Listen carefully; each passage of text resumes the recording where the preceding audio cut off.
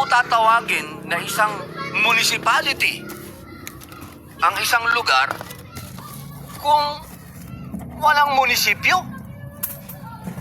Yan po ang ating inilalapit sa ating mga kasama dito ngayon.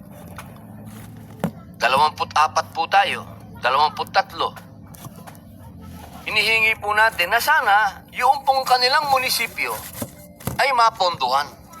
Sapagkat ito po ay pinondohan ko, pero ito po yung nakasamang tinatawag nating for later release.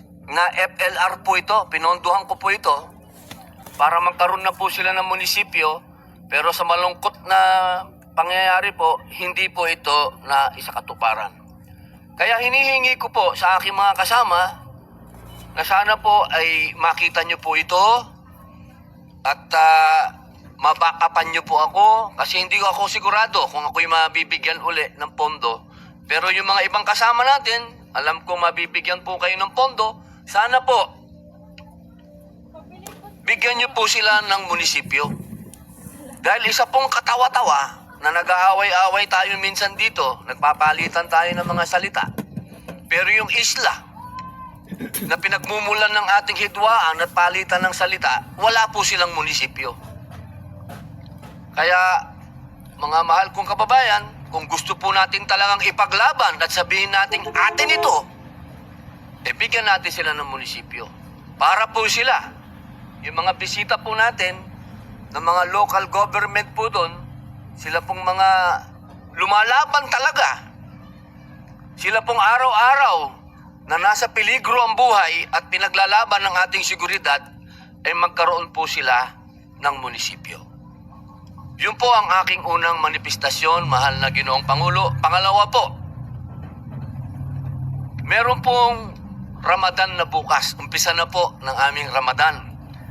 Medyo meron lamang pong mga kalungkutan na nangyayari sa ibang mga ahensya ng gobyerno dahil kailangan pa po makiusap ng mga kapatid ninyong Muslim doon sa kanilang mga namumuno para po pagbigyan na sila po ay payagan na makapag-practice po ng kanilang Ramadan. Kasi po, meron naman po tayong Presidential Decree number 291 na inamendihan po ng Presidential Decree number 322 na idinatalye po ng Civil Service Resolution number 81-1277. Malinaw po na sa panahon ng Ramadan, ang oras ng trabaho po ng mga Muslim employees ay mula 7:30 ng umaga hanggang alas 3:30 ng hapon, wala pong noon break. At ang 2 oras na diferensya ay hindi itinuturing na undertime. Ito po ay umiiral na pong batas. Mahirap pong sabihin na pakiusap ito dahil batas na ito, pero nakikiusap na po ako na sana po yung mga ibang ahensya ng gobyerno, huwag nyo na pong antayin na makiusap pa sa inyo yung mga kapatid ninyong Muslim. Dahil meron naman pong batas.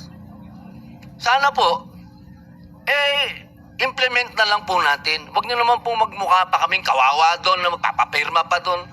Yun lamang po, mahal na Ginoong Pangulo, maraming salamat po.